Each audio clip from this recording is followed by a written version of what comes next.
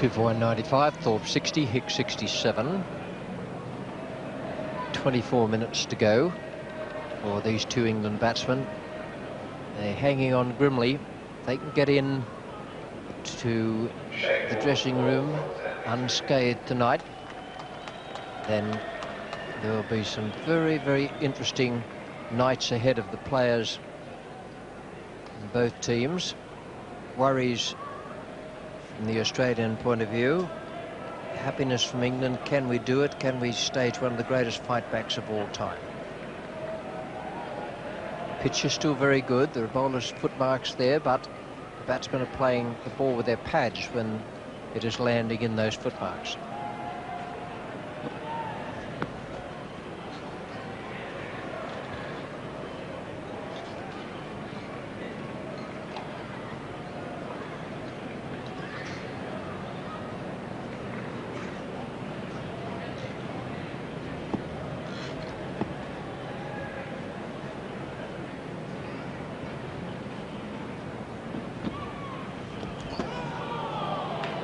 That's spun a long way. Defeated Healy. Can't have come off the pad, otherwise the umpire wouldn't allow the runs. And it's byes. Didn't miss by much. No, it didn't, and a little frustration creeping into the Aussies out there. You can see Warne just getting a little frustrated with that one. Certainly spun a long way back.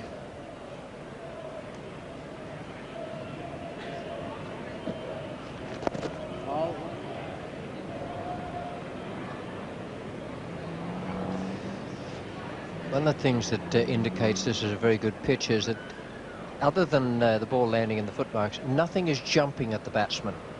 Ball's coming through at nice even height, bail height, but nothing is jumping and forcing hurried strokes.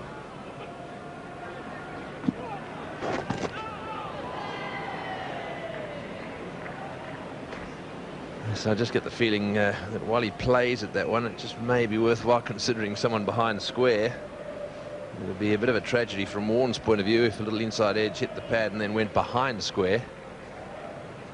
In a situation where they could easily justify a 4 around the bat, especially in this little lead up to the close of play.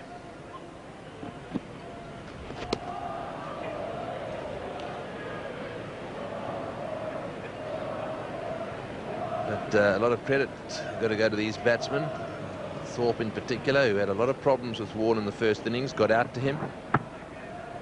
And he obviously has changed his game slightly, stayed off the front foot in the second innings.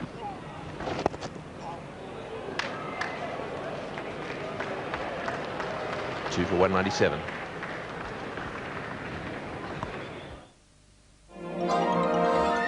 Wow.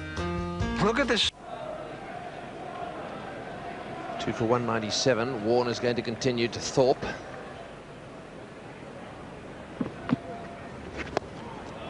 Spun a long way.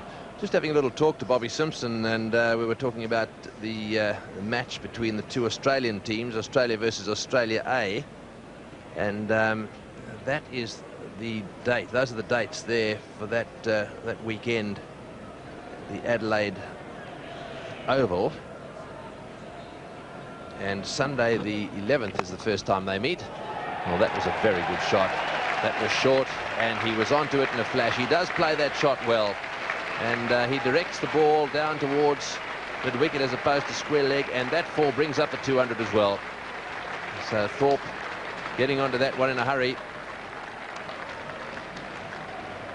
That poses an interesting question for Shane Warne. What he needs to do, now that he knows Thorpe is picking the flipper and pulling it, just needs to bowl it up a bit further, another yard or so.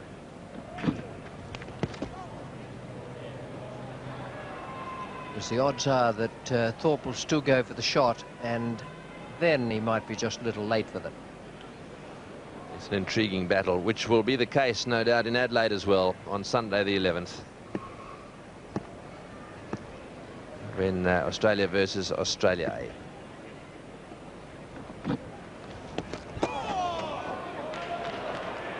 And that has almost hit the stumps on the way through. That's the second time Warne has spun the ball a prodigious amount. and Healy has not been able to take it. Very difficult for keepers out there. Ball coming out of the footholds. Healy won't be pleased because he prides himself on no byes, but that wasn't very far away from the stumps.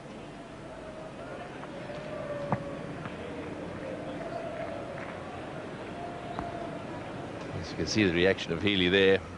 It is not easy at all.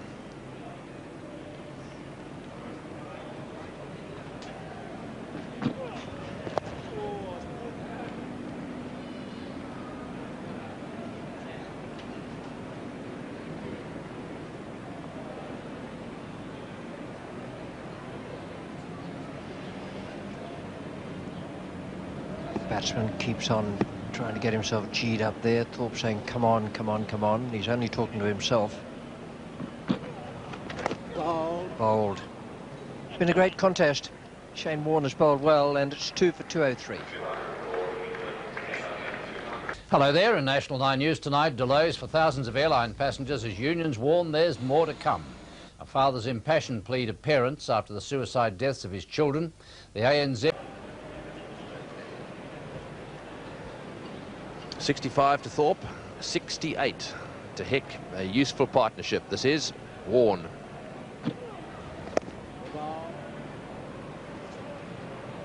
Wouldn't be surprised if he just zips around the wicket for a couple of balls just to change things around a little bit. Although he's really done a lot of trying from round the wicket.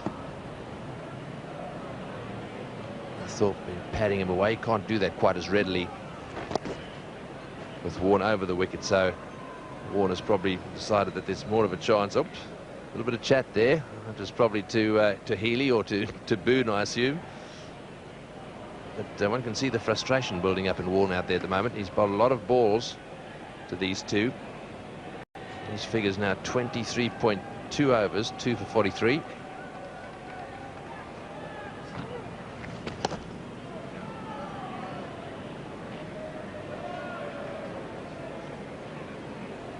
Left-hand, right-hand combination that's worked so well for Australia at the top of the order. Taylor and Slater. It used to be Taylor and Jeff Marsh.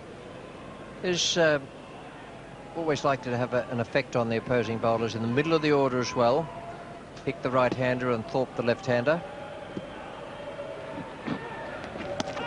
Oh, now that's well bowled. That was further up, that flipper. And that's where he needs to bowl it, just where Thorpe might think he could pull it through mid-wicket. He's not quite sure. Yes, well, he didn't this time, and it was a magnificent delivery. It actually went the other way just a little bit and beat everything.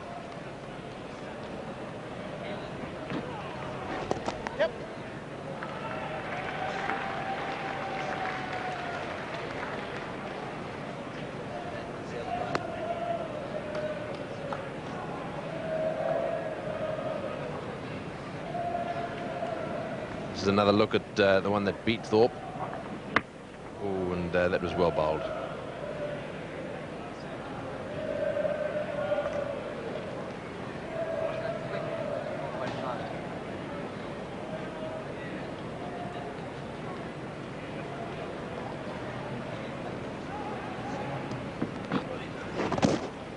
Oh, and that one didn't bounce at all out of the rough. It stayed right down, and therefore the byes. 2 off the over, 2 for 207.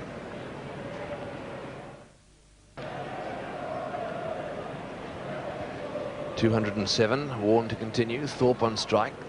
Those close fielders still hovering around him.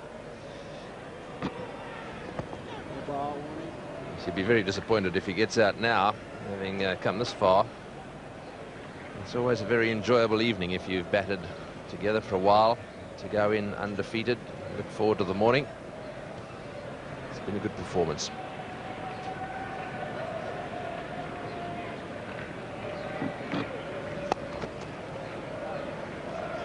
Everything's happening out there now. The tension is great, I can assure you. Fielding side right on their toes and frustrated. The two batsmen just making sure they can waste a little bit of time, just trying to make sure this is the last over, which is not. Warne's trying to get into bowl at Thorpe, and he's not having any of it. just it's the little movement so that you're looking down just as the bowler is starting to run in, and then you have every excuse to step away, wait for him to go back to his mark. Bit of tactical stuff going on now from these two batsmen. A lot of pad play, but they have done a terrific job. Thorpe. 237 minutes they've been out there together. And they've put on 148.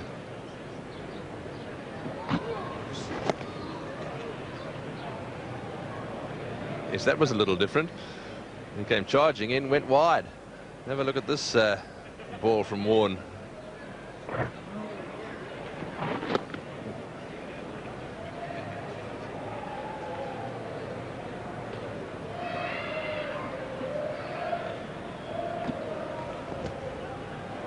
Another good over for the two batsmen, struggling to stay there until stumps. 2 for 207. This one coming up now will be the last over according to the clock on the ground. Atherton out for 23 and Stewart for 33. Yes, an action-packed last day in front of us. Warne to take up the attack. It's going to be very tough for Thorpe and Hick this morning. When you've batted for 4 hours, as he takes his guard there, Graham Thorpe with his bail. He takes the bail off and marks his guard. Somewhere around about 2 legs. When you've batted for 4 hours with great concentration, the first half hour next morning is the toughest for them. If they can survive the first half hour, get used to the pace of the pitch again, the light, and relax, it should be a great day for cricket. Thorpe, 66 runs off 200 balls, facing Shane Warne, coming over the wicket. And good morning, Greg Chappell. Good morning, Bill, for what should be a very interesting final day's Test cricket here at the Gabba. There may have been a few sleepless nights in the Australian camp last evening, but one wicket can change the whole momentum and the whole course of this Test match. And who better to do that than Shane Warne? It's the first ball of the final day. Well, up it turns. Healy knocks it away. Taylor takes it as slip. Interesting field placing. Boone going from bat pad to a leg gully. The ball spinning away from the left-hander, where he was here yesterday. He's moved a fraction squarer for the leg glance, or the one he turns around the corner. Shane Warne. Giving it much more air and bowling slower. Maybe they had a talk during the break after the game yesterday to decide their tactics, maybe a bit more flight, throw it higher, it may bounce a bit more, entice the batsman to drive.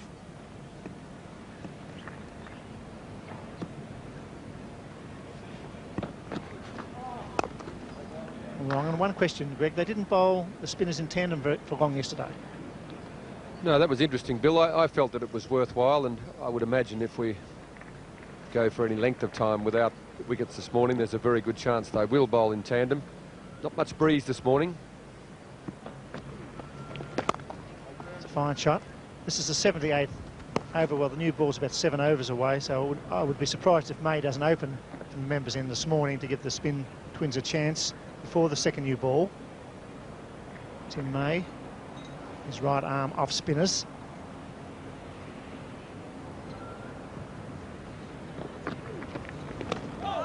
Where'd that go? I trickled away. Thorpe has every right to do that. The left-hander has that rough wide of the off stump.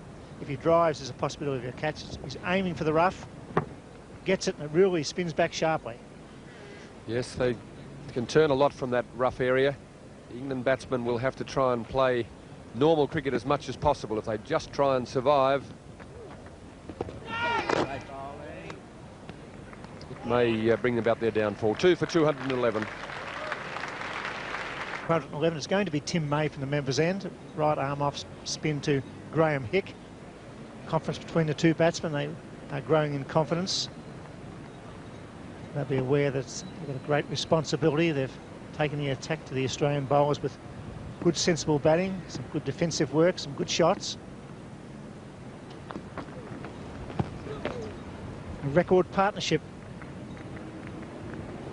the third wicket between Hick and Thorpe at the Gabba for England. 1-2-4 was the previous partnership between Bill Edridge and Peter May. Not a high partnership for the third wicket at the Gabba. To the long, it was a quicker one, a big shout. Was it a back pad? Umpire Steve Randall not moved. A flatter delivery here from Shane Warne. Top spinner. Pitched well up. It's gone through, hit the front pad onto the back leg. Hit him outside the line of off stump. Yes, that saved him. Good decision by umpire Steve Randall. They'll be under a lot of pressure today, the umpires, for the bat pad catches, the LBWs if the ball stays down. A day of tension here at the Gabba for everybody. Quick delivery well played by Thorpe, shuffling across and back. He's got a tough job with that rough outside the off stump. Thorpe, he's played sensibly. When he looks down the pitch, Graham Thorpe sees the rough. There it is, just outside the line of the off stump. 3 big circles. The second one's a worry. Warne's aiming for it. I think it's good to see Warne over the wicket for start, at least this morning, to the right-hander. Brings the wrong into play. If he spins it away towards the slip, better chance for an LBW. He's bowling over the wicket. Excellent figures. He has bowled very well indeed.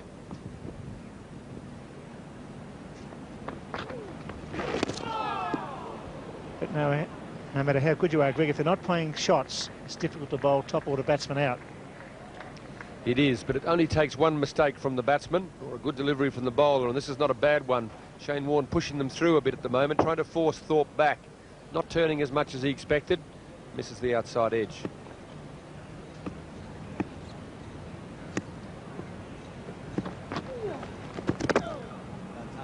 A maiden over, 2 for 213. Crowds building up way to our left here. No sign of rain, but certainly more cover than yesterday, and that on coverage for fast bowlers with the second new ball. The ball can swing here with cloud cover. This is the 82nd over, being bowled by Shane Warne.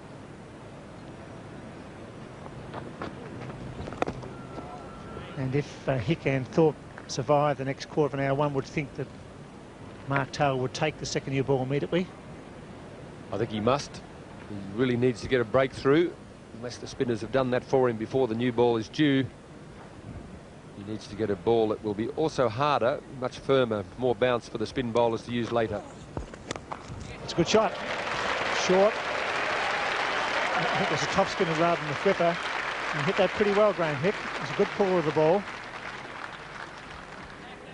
Graham Hick's a tall man, so he's got a long reach. Changes the length a bit for Shane Warne, left-hander as well, and a smaller man in Graham Thorpe. So this time just a little bit too short.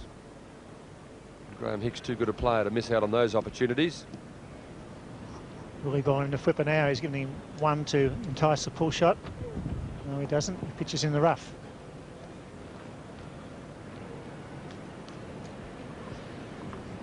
Graham Hick used the pads quite a bit yesterday when Shane Warne was bowling around the wicket, but any time he pitches outside the leg stump, there is no chance of an LBW decision, so Graham Hick can kick them away to his heart's content.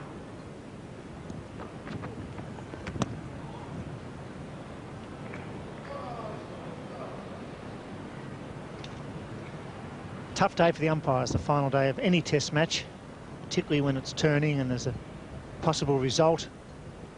Players will screen for bat pads and LBWs. Cyril Mitchell from South Africa in his 5th test match at square leg at the moment. Warne trying everything. Half a round arm leg spinner there. It's a time for fitness and concentration on the final day. The concentration is very important. These two have batted for well over 4 hours yesterday. Even though they've had a night's rest, it takes a toll. There was a flipper. He played that pretty well, and they take a single. 2 for 219. Pressure is building for Mark Taylor, Greg. He opted to bat for the second time. There's headlines here this morning that Australia doesn't win this match. Pressure will come to bear on the Australian skipper. Yes, there's some pressure on him, but I don't think it's the end of the world, no matter what happens today. He took a decision which he based on all the information he had at his disposal. He decided that the best way to win the game was to bat again.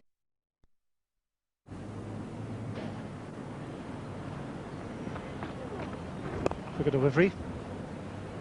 Shane Warne trying everything. He probably would be a bit stiff, a bit tired. A lot of bowling the last 12 months. Bowled 28.1 overs. The conditions are ideal for him. Fingers do get tired. It's well fighted, and Thorpe doing a good job. Now the batsman will be under a bit of mental pressure as well here. After 4 hours together yesterday, the hype of last night, the chance that they could save this test match. Must be slept very well, but you wake up this morning now, you've got to do all over again, and this time you've got to bat 6 hours. And I think one of these guys would nearly have to bat all day if England are going to save this match. Neat player, good looking gear. There's a wrong one, but very wide.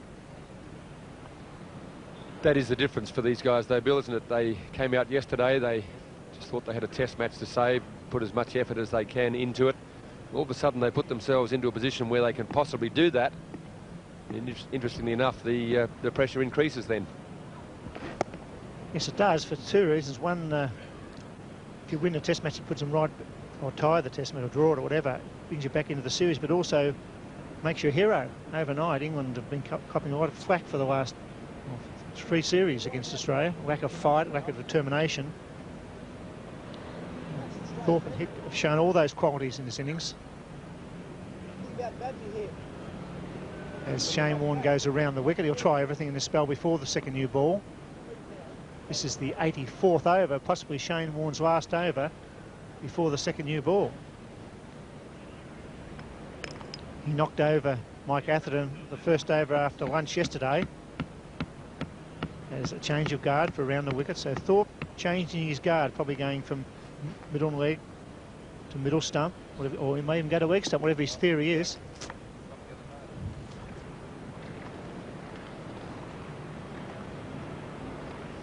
Just holding up Shane Warne, getting a little bit frustrated, just fair enough.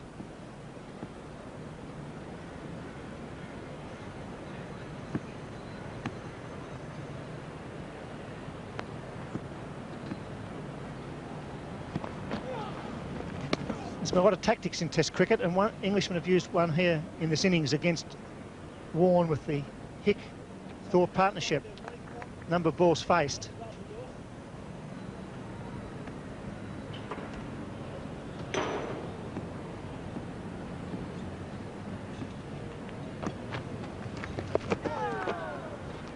Maiden over, 2 for 219.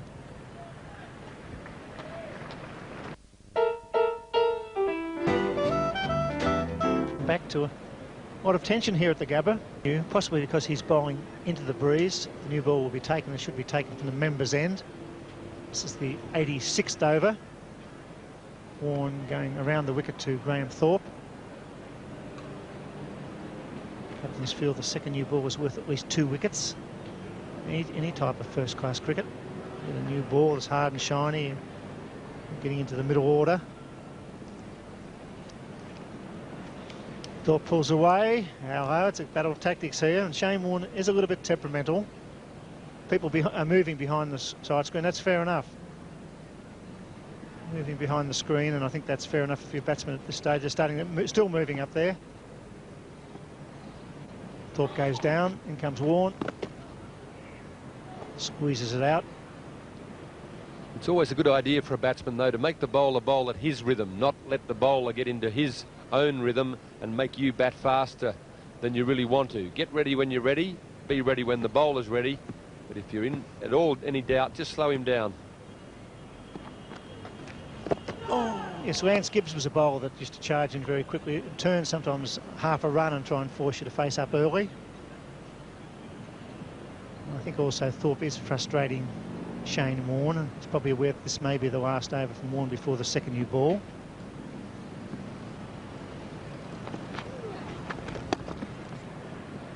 Shane Warne's a very emotional bowler. He's more like a fast bowler in the sense that he builds himself up emotionally to bowl and put a big effort in.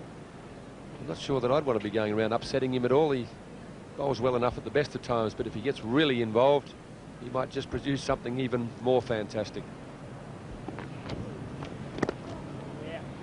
He's trying everything. See his head's going back there. Thorpe doing a great job for England, as is Graham Hick. The wink's perfect. In the rough and well played.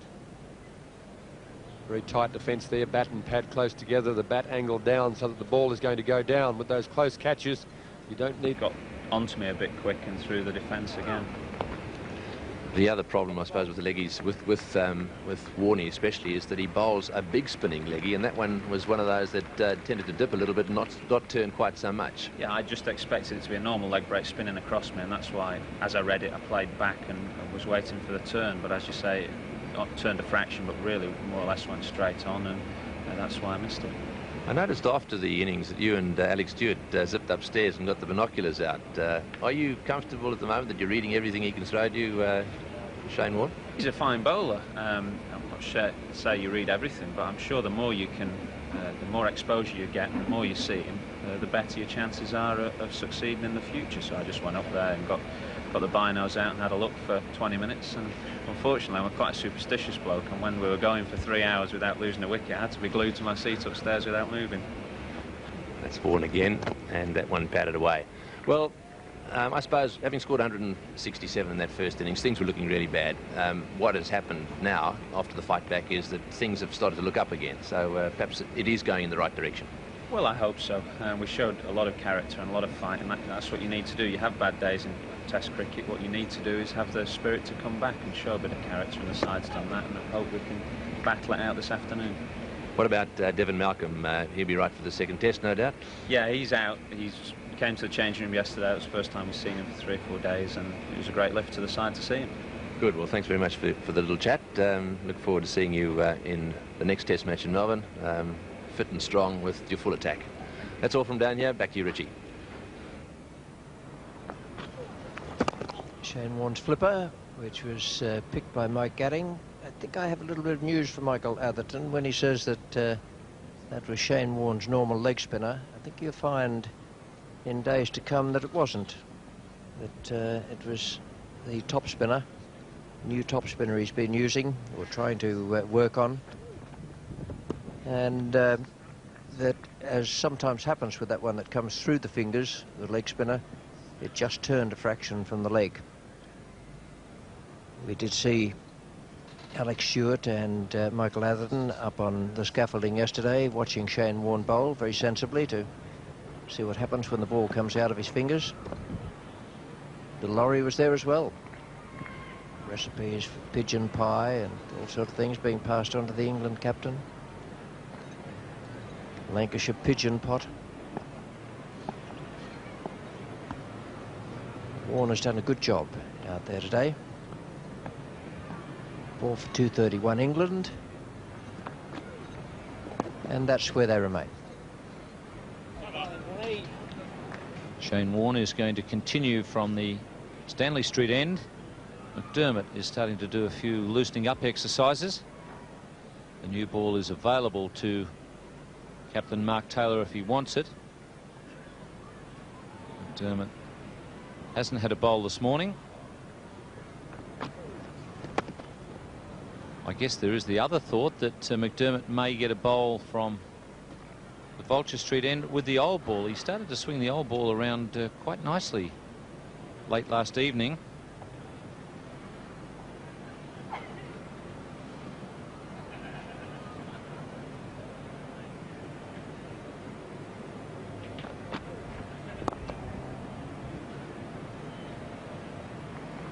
Feeling maybe that a short, sharp blast from McDermott, perhaps aimed at Gatting more so than Gooch. Gooch has done a lot of opening in his career. The flipper. Gooch has proved over many years that he's quite capable of handling the moving ball, the swinging ball. Maybe a thought that just get at Gatting before he really gets set.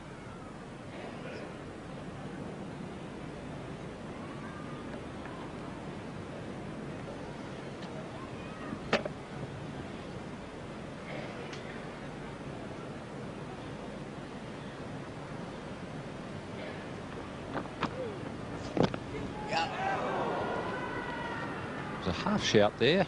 Maybe the bowler thought that there was some bat there. So it might have been pad and then bat, and then just away from the man in at silly point.